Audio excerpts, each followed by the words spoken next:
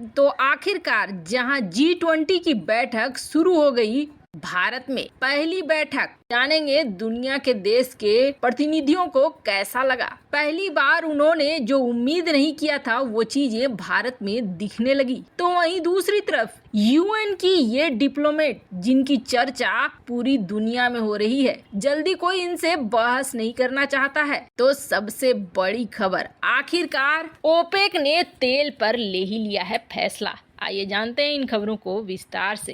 पहले बात करें यूएन की इस पहली महिला डिप्लोमेट की, जो भारत की तरफ से यूएन में है और इस वक्त ना एकदम से ये फुल मोड में है। जिस तरीके से आक्रामक रूप से ये सामने आ जाती हैं, अच्छों की बोलती बंद कर देती हैं। ये एकदम सीधी बात पर भरोसा करती हैं, सीधी बात, नो बकवास। पूरी तरीके से सुनिश्चित करती है कि दुनिया के मंच पर ना तो कोई भारत को आंख दिखा सके और ना ही भारत को किसी भी मुद्दे पर घेर सके। वो सुनिश्चित करती है कि दुनिया में भारत जो स्वाभिमान बना रहा है वो बना रहे। ये आजकल हमेशा सुर्खियों में रहती हैं, चाहे चीन हो, अमेरिका हो, पाकिस्तान हो, रूस ही क्यों न हो। रुचिरा सीधे सीधे बात करती है और देश हित की बात करती है। दिसंबर महीना भारत के लिए काफी महत्वपूर्ण है, क्योंकि ये वही है जो इस बार संयुक्त राष्ट्र सुरक्षा परिषद में अध्यक्ष की भूमिका निभाएंगी। भारत अंतर्राष्ट्रीय मंच पर अपनी पहचान छोड़ने की कोशिश कर रहा है और इसकी पूरी जिम्मेदारी है रुचिरा कंबोज पर।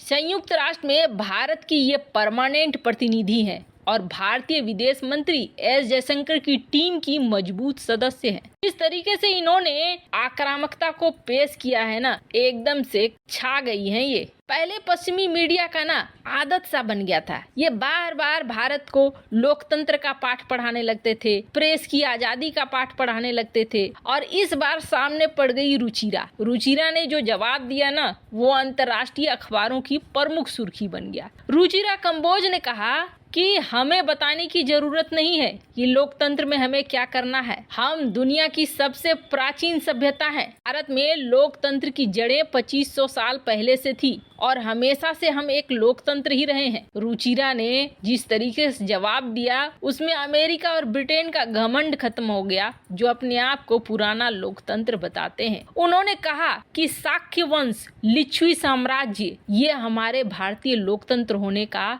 सबूत है। भारतीय डिप्लोमेट ने दुनिया को एहसास कराया कि कैसे 140 करोड़ की आबादी वाले देश में हर 5 साल में संविधान के मुताबिक चुनाव होते हैं, जिसे देश की सारी पार्टियां स्वीकार करती हैं। देश में आराम से सत्ता का ट्रांसफर होता है। रुचिरा कंबोज ने पूरी दुनिया को साफ संदेश दिया, भारत ऐसा देश नहीं है जिसे इधर उधर धकेला जा सके। भारत एक बड़ा देश है। वैसे ही पाकिस्तान को भी लताड़ लगाने में रुचिरा कंबोज पीछे नहीं रही है। यूएनएससी को भी बदलाव की बात कहती हैं रुचिरा कंबोज। 58 साल की ये महिला आईएफएस अपनी धमाकेदार पारी खेल रही है इस वक्त यूएन में। तो वहीं दूसरी तरफ भारत में आखिरकार G20 की शेरपा मीटिंग शुरू हो चुकी है। पहली मीटिंग G20 की बिल्कुल धमाकेदार तरीके से उदयपुर में शुरू हुई है। उदयपुर के ताज होटल में इसकी पूरी अरेंजमेंट की गई है और सबसे बड़ी बात यह है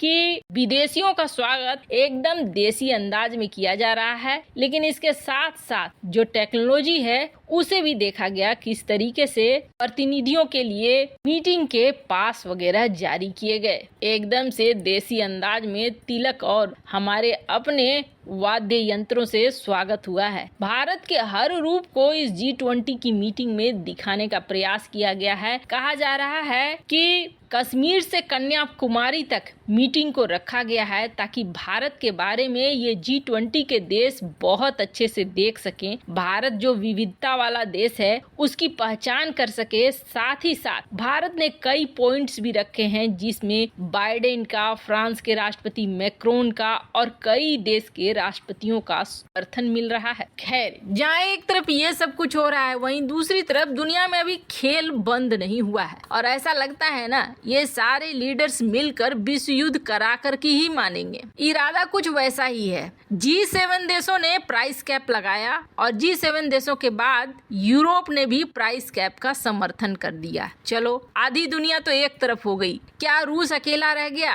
बिल्कुल नहीं। आधी दुनिया इधर हुई तो आधी दुनिया उधर भी जा रही है। और इस आधी दुनिया में कौन कौन है तो आपको बता दें, ओपेक प्लस की इमरजेंसी बैठक हुई। ओपेक प्लस ने अब फैसला करना था कि क्या किया जाए इस प्राइस कैप के जवाब में। रूस ने तो पहले ही धमका दिया है कि तुम अगर हमारे ऊपर प्राइस कैप लगाओगे तो हम प्रोडक्शन इतना गिरा देंगे कि महंगाई पूरी दुनिया में बढ़ जाएगी, और महंगाई बढ़ जाएगी तो तुम खाओगे क्या? तुम्हारी जनता खुद तुम्हारे खिलाफ चली जाएगी। ये चीज देखने को भी मिला कि किस तरीके से यूरोपीय यूनियन ने प्राइस कैप तो लगा दिया है, लेकिन अभी वो भी तय नहीं कर पा रहे हैं कि आगे क्या करना है, प्राइस कैप को बढ़ाना है या प्राइस कैप को घटाना है। पर इन सब के बीच में ओपेक की बैठक होती है। दुनिया की नजरें ओपेक पर टिकी हुई है, क्योंकि तेल का कंट्रोल तो इन्हीं के हाथों में है। ये चाहे तो बढ़ा सकते हैं, ये चाहे तो घटा सकते हैं। अगर ये प्रोडक्शन बढ़ा देते हैं तो बड़ी आसानी से तेल का दाम कम हो जाएगा, और तेल का दाम कम होने से दुनिया भर में स्थिति कंट्रोल में आ जाएगी। लेकिन अमेरिकी राष्ट्रपति जो बाइडेन की मुलाकात सऊदी अरब के प्रिंस के साथ बेकार साबित हुई। उस मीटिंग के बाद तो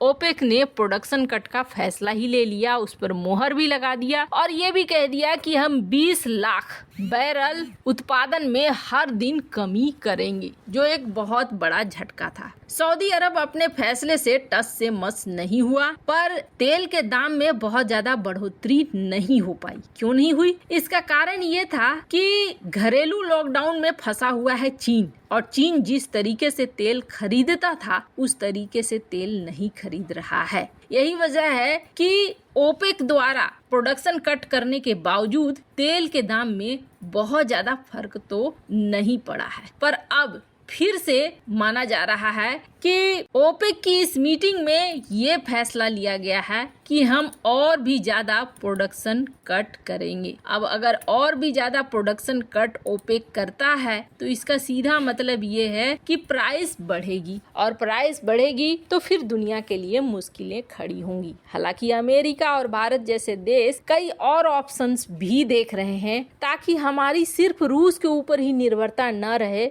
बल्कि हमारी जो जरूरत है तेल की वो कहीं और से भी पूरी होती रहे। और जिसका प्रमाण है कि भारत और अमेरिका दोनों ही वेनेजुएला के संपर्क में हैं। जहां अमेरिका कथित तौर पर प्रतिबंधों को हटाने की बात कर रहा है, तो वहीं वेनेजुएला के साथ भारत के करीब 4 राउंड के बातचीत हो चुके हैं। फैसला अगर जल्दी होता है तो वेनेजुएला और भारत तेल का व्यापार कर सकते हैं। वैसे इन सब मामले में आपकी क्या राय है? कमेंट कर जरूर बताएं।